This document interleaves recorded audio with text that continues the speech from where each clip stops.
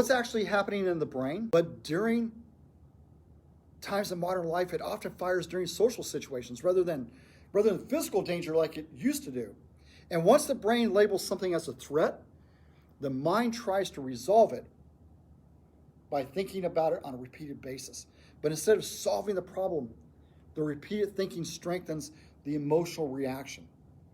And studies show that people who ruminate tend to experience a lot more intense negative emotions and heightened reactions to negative stimuli than those who don't. That's why small things can feel huge. When the boss says, hey, swing by my office, I want to talk to you real quick, but it's the end of the day and your boss has already left, your brain keeps replaying that all evening. Scientists have found that when people continuously replay the stressful thoughts, the body keeps producing the stress responses, like elevating the heart rate, elevating the cortisol, even when the stressful event is over.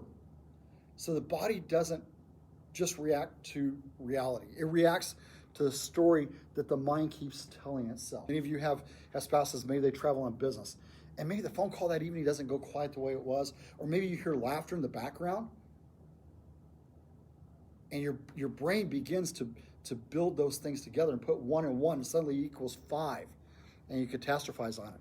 When people try to force themselves not to think about something, honestly, the opposite happens.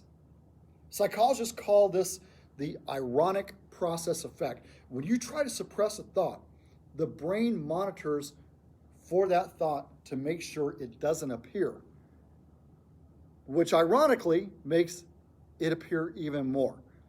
Again, that's where catastrophizing comes from. Okay, if I just say the word pink, suddenly you notice the color pink that begins to show up.